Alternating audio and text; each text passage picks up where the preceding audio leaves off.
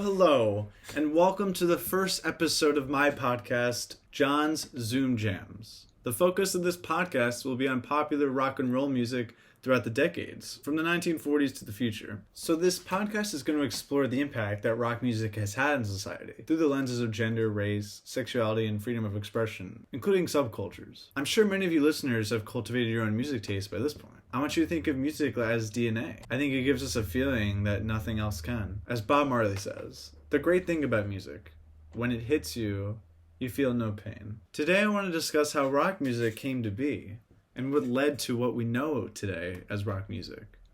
And this episode is going to focus on the artists of the 1950s and their cultural impact, because the late 1940s and 50s are the real roots of rock music. I will also highlight the importance of Black lives during these pivotal years that would later influence other famous musicians. So I want you to think of yourself as a teenager in the 1950s, and you get your first glimpse of Elvis on the family television set. Well, you ain't never gonna ever and you ain't no friend of mine. Well, they said you was high class. You just know that the sonic cataclysm is unstoppable. It's going to have the power to change the lives of the youth forever. The doubts of horrified parents, this sense of community brought the youth together for them alone. Where did this music come from? And how did it get started? Well, of course, these are trick questions. There is no simple answer. I don't think there ever should be for music. It's very subjective. Depending on where you grew up in the world will define your views of rock and roll. There are all kinds of influences that led to the creation of rock music, such as genres like reggae, soul, R&B, rockabilly, bluegrass, and Motown. The list goes on and on, guys. The real root of rock music is actually really simple.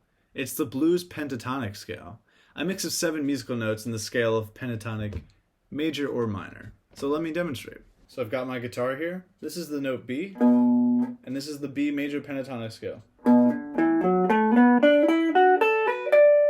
And then backwards. So those notes are derived from the blues, and they're eventually what gave birth to rock and roll. Blues and jazz music, they're undeniably the things that really started rock and roll. When you think of blues and jazz artists, there's so many to choose from. There's so many great legends that live on today that had inspired so many people and still even inspired today. And some names include Muddy Waters, Leadbelly, Ella Fitzgerald, Miles Davis, Louis Armstrong, and Charlie Parker. Before there was Elvis or Carl Perkins, there was those influences. Rock music of the 1950s, I would say, isn't the necessary start of classic rock. It's really rock music that was inspired by rockabilly. And rockabilly is, as I mentioned before, is one of the earliest influences of rock and roll. And it's led to so many creations of genres. And it's music that has roots of country and blues. And I think 1950s rock music has its own place and feel of its own. So I'm going to show you a clip from the movie Cry Baby starring Johnny Depp. Now, it was made in the 90s, but it takes place in the 50s, and there's a song that he plays that really demonstrates rockabilly. So here it is. Well, one for all and all for one. And all we want is to have some fun. But squares beware of our property. Yeah, you're looking to rumble, you're looking at me 'cause I'm the king.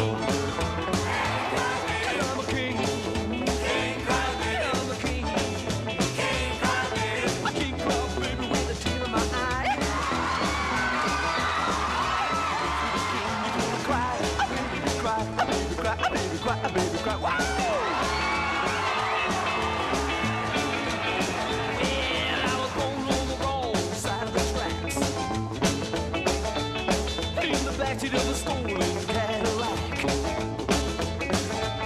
I had my first cigarette before I could walk. And I've been strumming this guitar before I could talk, 'cause I'm the king. Yeah, I'm the king. So some information that I discovered while researching into the history of rock and roll was music from Britain. And like I said earlier, depending on where you grew up, you were inspired by many different genres. Britain music had this genre called skiffle. It was what it's called. It's kind of like rockabilly. It's arguably just as important to the creation of rock music as blues and jazz was. And it had a major influence on many bands, including the Beatles. So here's a clip of George Harrison of the Beatles giving a speech honoring the Rock and Roll Hall of Fame award he received in 1988, I believe. He's crediting skiffle music as the reason of the creation of the Beatles. So here, check it out. So you can see there that the reason they became a band was from skiffle music. And I love that. I think that's really cool. And a lesser known name, some say the inventor of skiffle music is a man by the name of Lonnie Donegan. So next, I want to talk about black musicians and their influence of rock and roll. And when Americans think of rock and roll, most tend to associate the origins of the music genre with the king of rock and roll, which we know is Elvis Presley. However, the beginnings of rock and roll must also be attributed to the influence of black culture and their music. So the blues' illegitimate baby was rock and roll. And the black lives that pioneered the sound included Little Richard, Chuck Berry, Bo Diddley, and Sister Rosetta Tharpe. For those of you that don't know Sister Rosetta Tharpe, she actually might be one of the most influential and underrated guitarists and artists of the 1950s. She was a self-taught guitar player who brought the style of gospel music into the light of rock and roll. And she's easily one of the top influential musicians of the 1950s that would inspire the likes of Elvis, for example. And a lot of gospel music is what inspired rock music. For instance, Little Richard, Marvin Gaye, and Sam Cooke, as well as Sister Rosetta Tharpe, they were all gospel singers before they were in rock and roll. Little Richard went on to inspire many artists as well, such as the Beatles. Some other famous black musicians that I really personally love are Ben E. King and Fats Domino. Although I do really like Elvis as well, the man takes a lot of credit, and I don't know if he should have the official title of the King of Rock and Roll. Many question how they could crown a king of rock and roll during this time. For instance, another very famous black influential artist, Fats Domino, actually sold more records than Elvis in a period of time in the 1950s. But no one thinks twice to see if he is as influential. I think Elvis is a great artist, but I would be incorrect to say that he invented, the rock genre without the influence of so many black artists during this time. I could not talk about black influential artists without mentioning Chuck Berry. Chuck Berry is so great. I still listen to him today. I think he's so cool. I'm going to show you a clip from his song Johnny Be Good, which was actually featured in the little-known indie film called Back to the Future. I want you to pay really close attention to the way the crowd reacts to the song in the video and Chuck Berry himself in the song.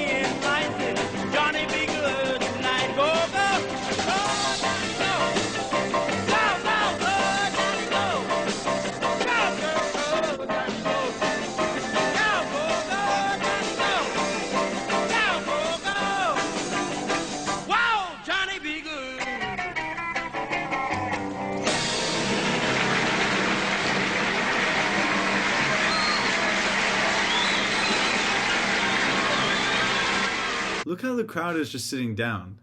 How is that the standard for rock concerts in the day? Just from this clip alone, you could see how much rock has progressed. So something I want to mention is the example used in this song as well as so many other ones. It's the 12-bar blues chord progression. It's used in so many songs. So let me give you an example on my guitar. So here's my guitar again. It kind of has that Chuck Berry look to it, right? Yeah, I'm really into this style. So anyway, here's your typical blues chord progression. So we're starting out with the 1 chord, which in my example is going to be A. And that's the 1 chord, that's what we call the tonic. The 4th chord is going to be a D, which is the subdominant. And the 5th chord is going to be the dominant chord, and we're going to use E as that. So we got 3 chords, and we're going to make a whole song like that. So here's how it typically goes.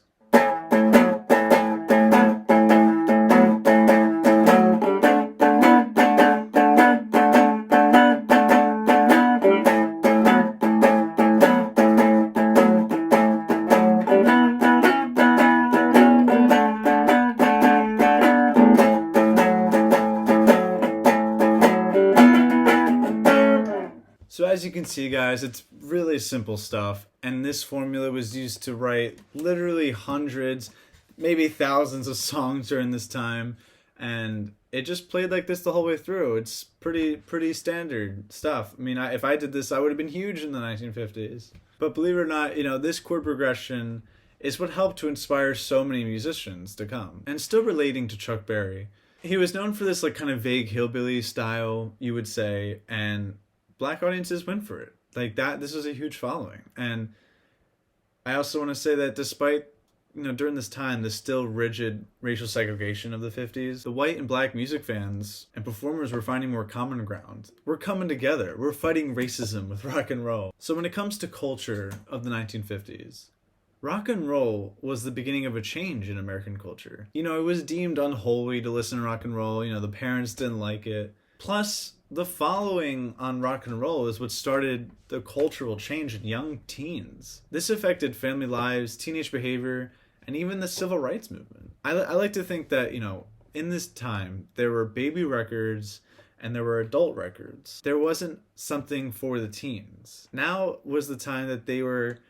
experiencing music that was for them. The coming of rock and roll in the mid-50s, it was not merely a musical revolution, but a social and generational upheaval of vast and unpredictable levels. It also represented, a major reversal in the business of popular music. I think the 1950s was a time of innovation. As the style of music was changing and evolving, teenagers, they began to rebel against social norms and expectations. By the mid-1950s, Elvis Presley's new style of music upset parents of teenagers as rock and roll caught on like wildfire. The style of rock and roll music frightened parents as it was different to the jazz and blues sounds of the previous decades that they were used to. Rock and roll music was fast, rhythmic, exciting. Audiences loved it. Teenagers discovered rock and roll scene. They adopted the style as their own, and it challenged the social norms and was thought to be rebellious. Teenagers adopted the style of music as it expressed emotions of anger and rebellion that they were feeling during this time. Feelings were dissimilar to those of conservative, religious, or obedient parents of the 1950s. So the rock and roll style of music was born in the 1950s. It led to teenage rebellion anthems and influenced the rock grunge style of music established in later years, like in the 90s, creating a new wave of teenage rebellion. But I'll get into that in a later episode. So guys, thank you for listening. I hope you learned something here. The 1950s, although it's not as exciting as other decades, I have to show it love because it started it all. It influenced the artists that I came to love, and I'm sure it influenced the artists that you love in some way, one form or another. Because music just goes down the path. And I think that we're going to be exposed to new styles of music all the time. So thank you for listening to my first episode. And the next episode I'm going to be recording is going to be with my brother. And we're going to talk about the 1960s and 1970s in particular. So, catch you next time. Peace out.